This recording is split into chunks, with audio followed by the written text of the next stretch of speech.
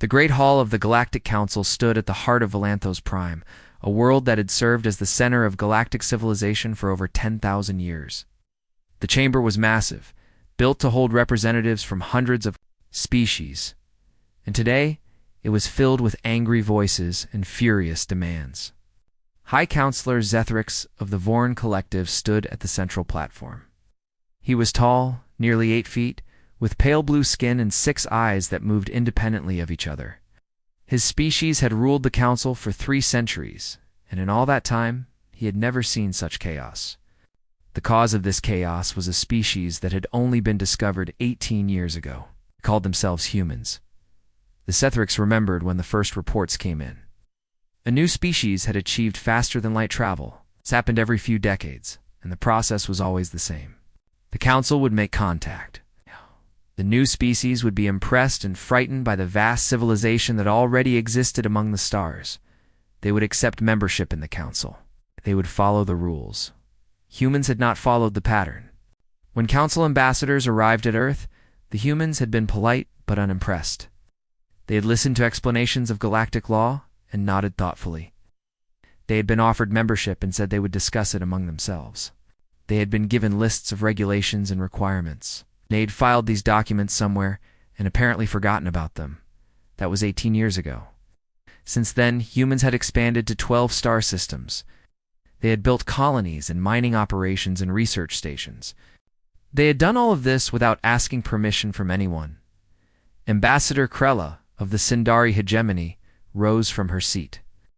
She was a reptilian creature with scales that shifted color based on her emotions. Right now, they were bright red, the color of rage. She spoke about the Kandari Nebula. This region of space had been declared a protected sanctuary 3,000 years ago, long before humans had discovered fire.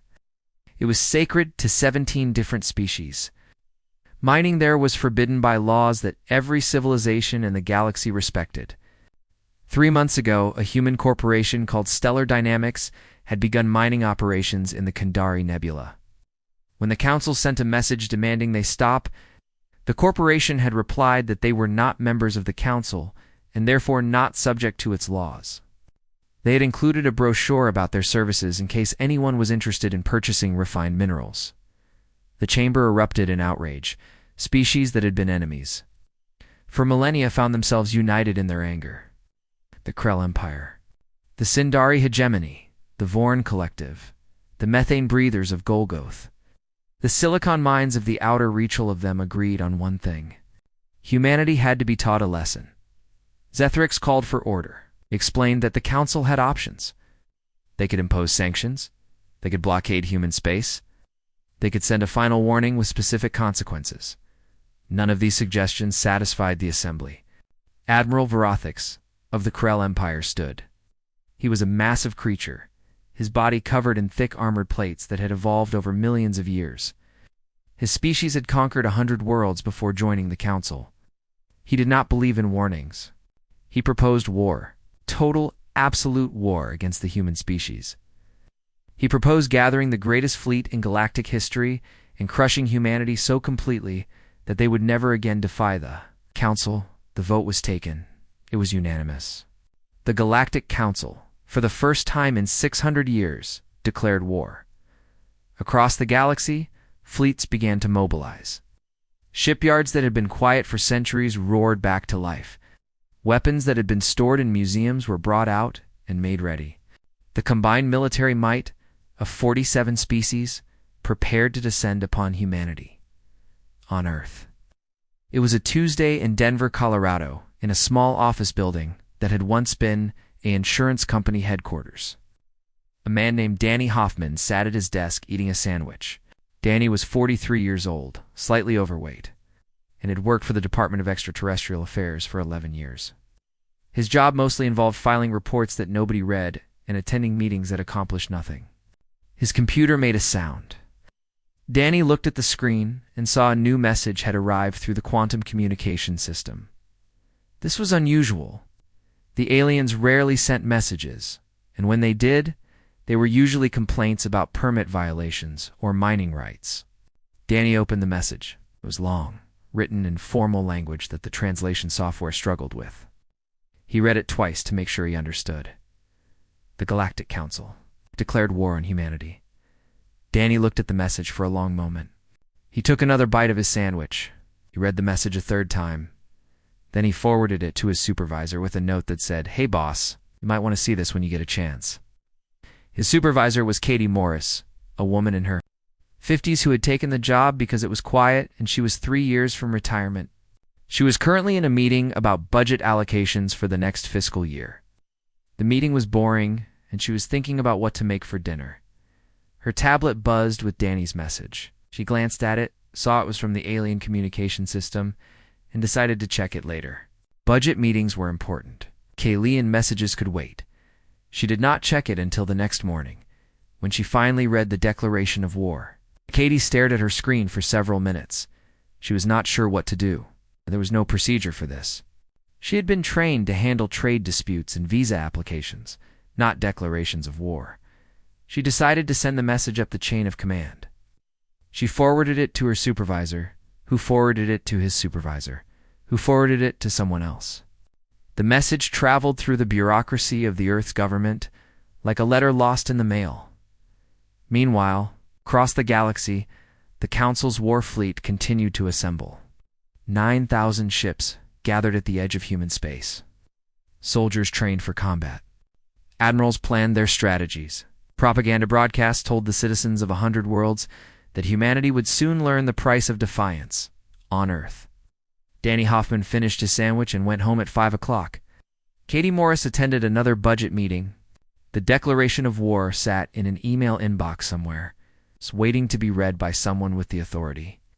To respond, nobody was particularly worried. The humans had received the most significant document in their history as a species, and they had treated it like junk mail. High Counselor Zethrix would have been furious if he had known, but he did not know. He assumed the humans were trembling in fear, desperately preparing their defenses, begging their leaders to find a way to survive. He could not have been more wrong. 3 weeks passed after the declaration of war. In that time, the Galactic Council assembled the largest military force in recorded history. 9,000 warships gathered at the edge of human space, their crews eager for battle, their weapons charged and ready. Admiral Varothax stood on the command deck of his flagship, a vessel so massive that it had its own weather systems. The ship was called the Wrath of Krell, and it had been built specifically to inspire terror in the enemies of the Empire. Out at the fleet behind him, Vorothax felt confident that victory would come quickly. The target was Proxima Centauri b, the oldest and largest human colony outside their home system. 6 million humans lived there. The plan was simple. They would destroy the colony, kill everyone on the planet, and broadcast the images across human space. The other colonies would surrender immediately. Vorothax gave the order to advance. The fleet moved through space like a swarm of metal insects. It crossed into human territory, expecting to encounter defense platforms, warning systems, or at least some sign that the humans were aware of their presence. They found nothing. Human space was quiet. Ships moved along trade routes as if nothing unusual was happening. A passenger liner passed within visual range of the fleet and did not even change course. Vorothax was confused, but not concerned. Perhaps the humans were too primitive to detect his fleet. Perhaps they were paralyzed by fear. Either way, it did not matter. The attack would proceed as planned. As they approached Proxima Centauri b, a small vessel appeared on their sensors. It was tiny compared to the warships, barely larger than a shuttle. It was broadcasting an identification signal that labeled it as a patrol craft of the Colonial Traffic Authority. The craft moved to intercept the fleet. Vorothax ordered his communications officer to open a channel. He expected threats, demands for surrender, perhaps a desperate plea for mercy. Instead, he heard a calm female voice. Officer Linda Novak introduced herself politely. She explained that the fleet had entered restricted space without proper documentation. She asked if the admiral was aware that vessels exceeding certain mass thresholds required special permits to approach inhabited worlds. She informed him that she would have to issue a warning for the violation, and asked, "I had a valid license to operate military spacecraft in this jurisdiction." Vorathox did not know how to respond. Linda waited patiently for an answer. When none came, she repeated her questions. She mentioned that failure to comply with traffic regulations could result in fines. She asked if he needed directions to the nearest licensing office. The Admiral ended the communication. Behind him, his tactical officers exchanged confused looks. This was not how conquered species were supposed to behave. Where was the fear? Where was the panic? Why was this human woman talking about permits and licenses when she should have been screaming for mercy? Vorathax decided to ignore the strange encounter. He ordered the fleet to take attack positions around the planet. Below them, Proxima Centauri b continued its daily routine.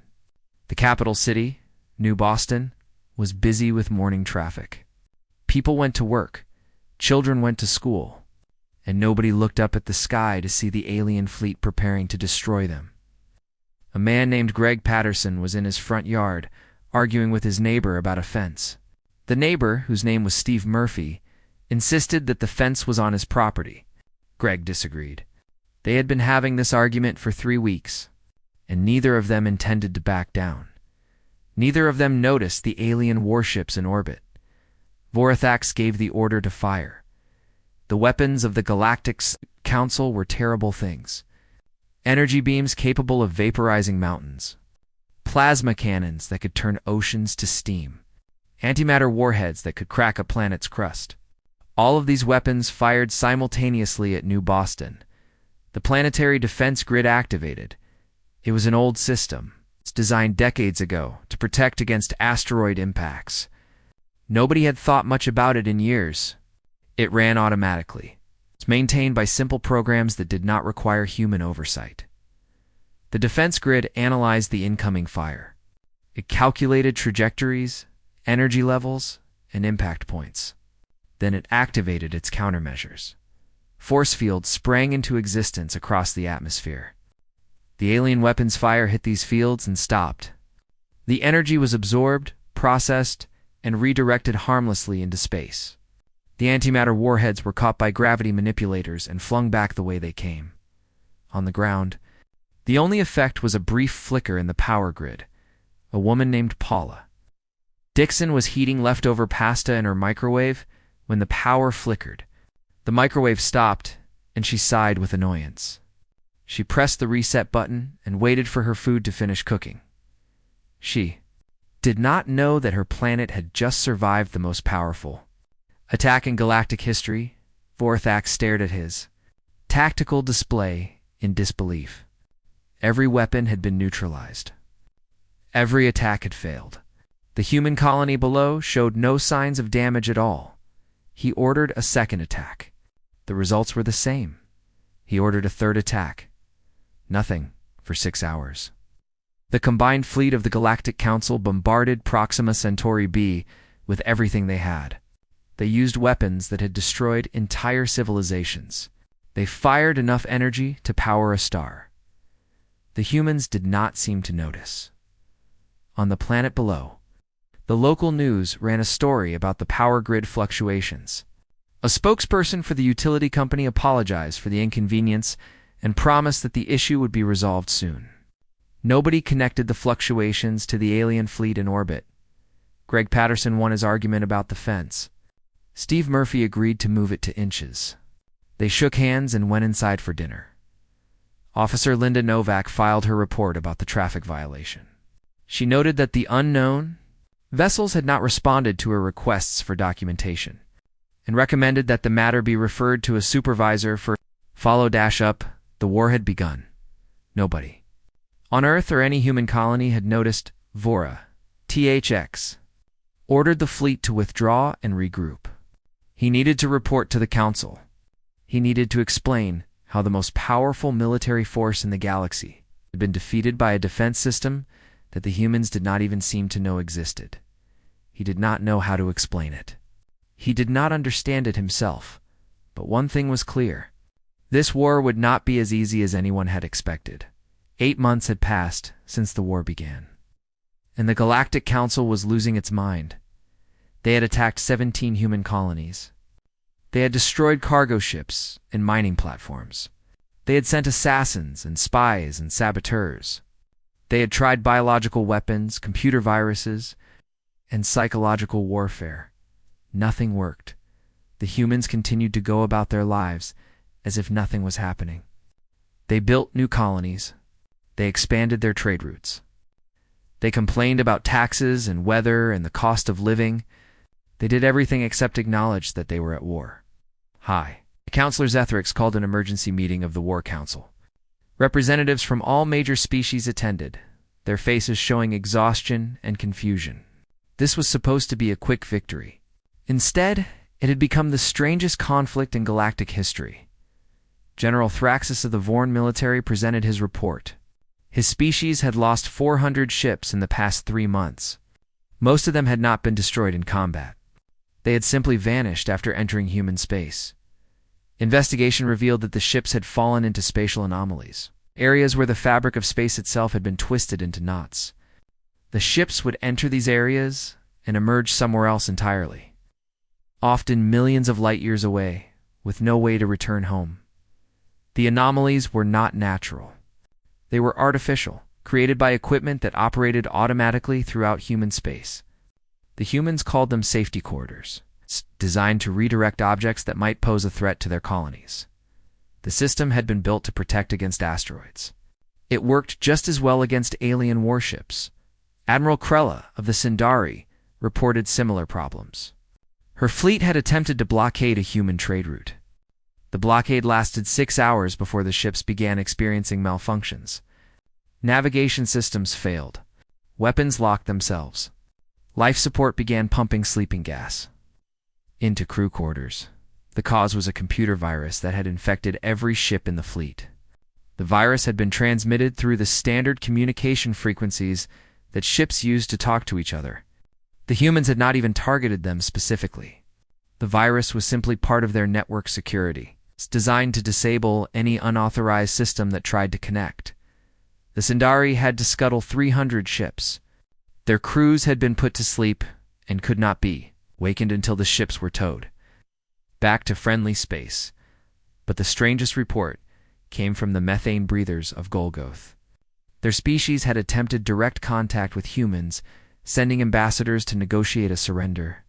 The ambassadors had arrived at a human colony called New Portland and requested a meeting with the local government. They had been kept waiting for 2 weeks. When they finally met with a human official, a tired-looking man named Vincent Cole, he had apologized for the delay. He explained that the colony was dealing with a budget crisis and several officials had been on vacation. He offered them coffee and asked how he could help. The ambassadors had explained that they were there to accept humanity's surrender. Vincent had looked confused. He asked what they wanted humanity to surrender. The ambassadors explained about the war, the declaration, the attacks. Vincent scratched his head. He said he vaguely remembered seeing something about that in his emails. He promised to look into it and get back to them. Then he went on paternity leave. His wife had just given birth to twins. The ambassadors waited for 6 weeks before giving up and going home, on Earth. The declaration of war had finally worked its way through the bureaucracy. It had arrived at the Department of Extraterrestrial Affairs, where it sat in an inbox for 3 weeks before anyone read it. The person who finally read it was an intern named Samantha Reyes. She was 22 years old, fresh out of college, and had taken this job because it sounded interesting. Nobody had told her that interesting would mean handling an interstellar war. Samantha read the declaration carefully. She researched the Galactic Council. She reviewed the reports of attacks on human colonies. Then she did what any reasonable intern would do. She scheduled a meeting. The earliest available slot in the department calendar was 6 months away. She sent invitations to the council and marked the meeting as important. Meanwhile, on Mars, a physics student named Carl Huang was working on his doctoral thesis.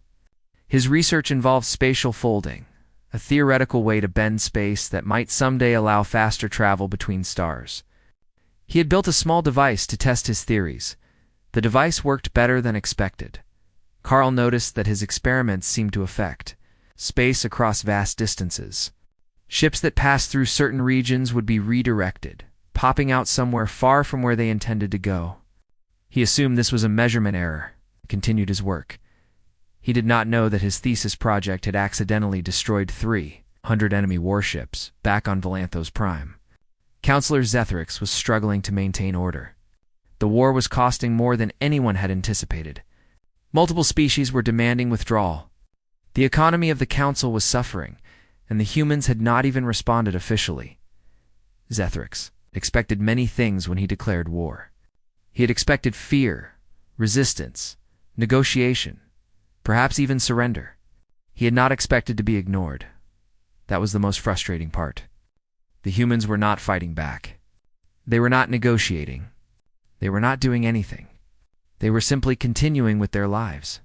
While the Council threw everything it had at them, it was like attacking a mountain and expecting the mountain to notice. The Council had started a war against a species that did not care enough to participate. And somehow, despite everything, the Council was losing. 11 months into the war, humanity finally organized an official response. The president of the United Earth Federation was a woman named Margaret Sullivan. She was 61 years old, practical, and known for her calm approach to problems. When she had been elected 3 years ago, she had expected to deal with economic policy and environmental regulations. She had not expected to manage an interstellar war. She called a press conference at the Federation headquarters in Geneva. Reporters from across human space gathered to hear the announcement. The event was broadcast live to every colony. President Sullivan approached the podium and looked at the cameras. She acknowledged that the Galactic Council had declared war on humanity approximately 11 months ago. She expressed mild disappointment that the situation had escalated to this point. She announced the formation of a task force to address the matter. A reporter asked if humanity was in danger. President Sullivan paused to consider the question. She noted that casualties across all human colonies totaled 47 people, and most of those had died in unrelated accidents that happened to occur during attack periods. One man had been killed by a falling air conditioner. Another had choked on a sandwich. A third had been attacked by an angry swan. None of them had been killed by aliens. She stated that the situation was serious but manageable. The task force would meet every other Thursday to review the situation and develop appropriate responses. The press conference lasted 15 minutes. Then President Sullivan went back to work on the environmental regulations that she considered more pressing. Admiral Anna Frost was assigned to lead the military response. She was 63 years old and had spent most of her career behind a desk. She had been planning to retire next year and move to a quiet colony where she could garden and read books. Instead, she found herself commanding humanity's war effort. Diana reviewed the tactical situation from her office on the moon. The automated defense systems were handling the attacks efficiently. The alien weapons were being neutralized before they could cause damage. The spatial anomalies were redirecting enemy ships away from populated areas. Everything was working exactly as designed. She decided to do nothing differently. The systems did not need human intervention. They had been built to protect against threats, and they were protecting against threats. Adding human commanders to the mix would only slow things down and create opportunities for mistakes. Diana did authorize one offensive action. She sent a small squadron to the Kandari Nebula, the region whose mining had started the whole conflict. The squadron's mission was not military. It was scientific. Lieutenant Commander Jake Morrison led the expedition. He was 35 years old, competent, and thorough. He had been chosen because he was good at gathering information and writing clear reports. Jake spent 3 weeks surveying the nebula. His team took samples, ran scans, and analyzed everything they could find. When they finished, Day compiled his findings into a comprehensive report. The Kandari Nebula contained nothing special. It was a cloud of hydrogen and helium gas with trace amounts of heavier elements. There was nothing unique about it. There was nothing valuable about it.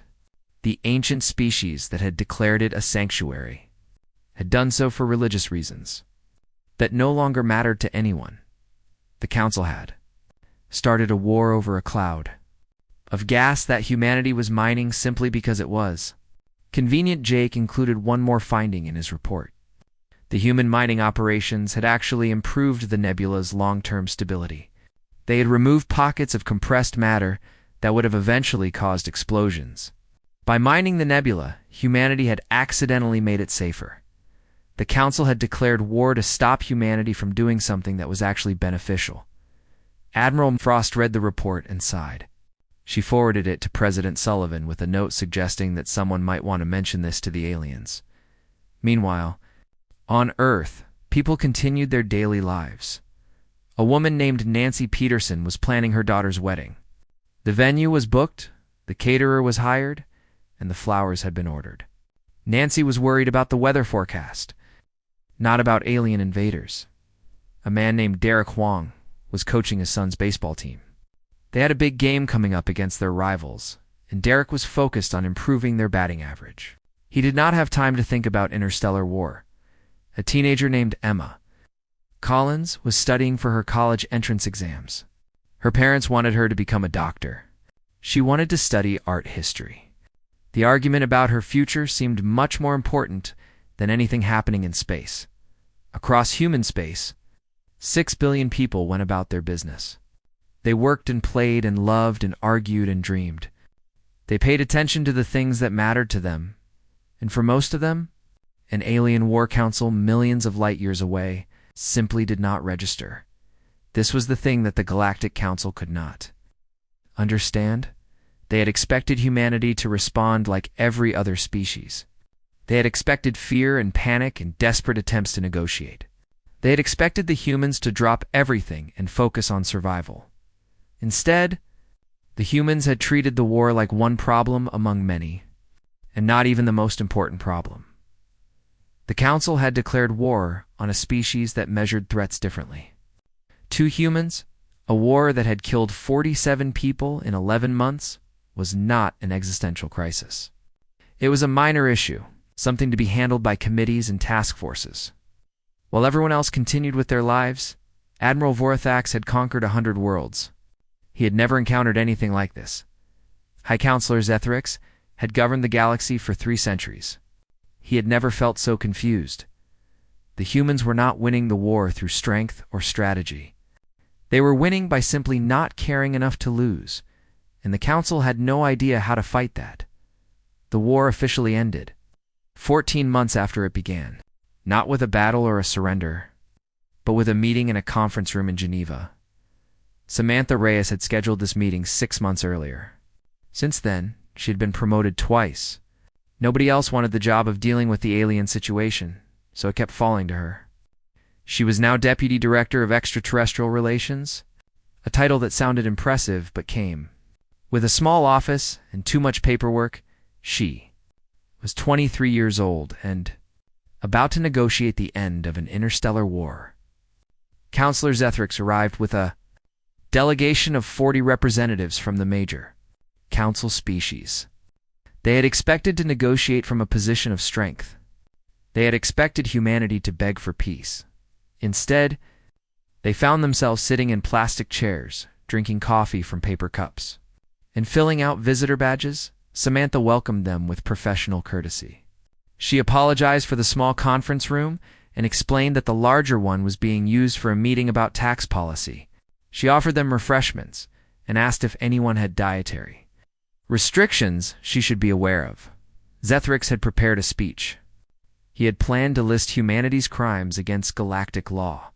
He had planned to demand compensation for the ships they had lost. He had planned to dictate terms of surrender. He found himself unable to deliver the speech. Looking around the room, Zethrix saw no fear. He saw no desperation. He saw a young human woman checking her tablet and making notes. Treating this meeting like any other item on her schedule, he asked why the humans had not responded to the war. Samantha explained that they had responded. She had scheduled this meeting. The task force met every other Thursday. Reports had been filed. Procedures had been followed. Zethrix asked why the humans had not been afraid. Samantha thought about the question. She explained that humans worried about many things. They worried about their jobs and their families and their health. They worried about money and relationships and whether they were making the right choices in life.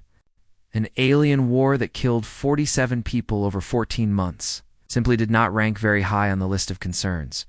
She was not trying to be dismissive. She was simply being honest. The meeting lasted 6 hours. Samantha explained humanity's position clearly and patiently. They had not intended to insult the Council. They had not deliberately ignored the declaration of war. They had simply been busy with other matters. The mining operations in the Kandari Nebula had been a corporate decision made without government oversight. The delays in responding had been the result of bureaucratic processes, not contempt. Humanity was not hostile to the Council. They were just not very interested in it. Zethrix listened in silence. He had lived for over 2,000 years. He had seen empires rise and fall. He had negotiated with species that breathed poison and species that existed as pure energy. He had never encountered anything like humans. The Council had lost over 4,000 ships. The economic cost of the war exceeded the combined output of 6 star systems. Multiple member species were threatening to leave the Council entirely if the war continued. Humanity had spent almost nothing. Their defense systems ran automatically. Their economy had barely noticed the conflict. A recent poll showed that 60% of humans could not name any of the species that had attacked them. The war had been the most one-sided conflict in galactic history, and the side that was winning had not even participated. Zethrix agreed to discuss peace terms. The negotiations were surprisingly simple. The Council recognized human sovereignty over their claimed territories. Humanity agreed to file proper documentation before expanding into regions regulated by the Council. Both sides agreed to establish formal diplomatic channels. Samantha suggested that they might want to set up a trade agreement at some point. The Council had interesting technology. Humans had resources. It seemed like there might be opportunities for mutual benefit. Zethrix agreed that this might be worth discussing in the future. The treaty was signed the following week in a ceremony that most humans did not watch. President Sullivan made a brief statement expressing hope for a peaceful relationship between humanity and the Council. High Counselor Zethrix gave a longer speech about new beginnings and the importance of understanding between species. Samantha received a commendation in a corner office. She was 23 years old and had ended an interstellar war. She considered this a good start to her career. 6 months after the treaty was signed, a human corporation submitted an application to mine a different nebula. The paperwork was in order. The fees were paid. The environmental impact assessment was included. The Council, having learned its lesson, approved the request without comment. The galaxy had changed for 10,000 years. The Council had ruled through the assumption that all species feared them. Every civilization that achieved interstellar travel eventually learned to respect Council authority. The threat of war was enough to keep everyone in line. But threats only work against those who are afraid. And humans were not afraid. They were curious. They were ambitious. They were busy. They were 100 other things. But they were not afraid of the Galactic Council or its fleets or its ancient laws. They had faced the combined might of the galaxy and responded with paperwork and scheduling conflicts. This terrified the Council more than any weapon could have, because now every other species in the galaxy was watching. They were seeing that the Council could be defied. They were seeing that the great powers of the galaxy could be defeated by a species that simply refused to take them seriously. The humans continued expanding across the stars. They built colonies and research stations and mining operations. They complained about traffic and argued about property lines and went about their lives with casual confidence. They did not know that they had changed the galaxy forever. They did not know that 1,000 species were now looking at them with a mixture of fear and hope. They did not know that the universe would never be the same. But perhaps that was the most human thing of all. They had done something incredible. They had not even noticed. Samantha Reyes filed her final report on the war and moved on to her next project. There were trade agreements to negotiate and diplomatic channels too. established, and 1,000 other tasks that needed attention. The war was over. There was work to be done.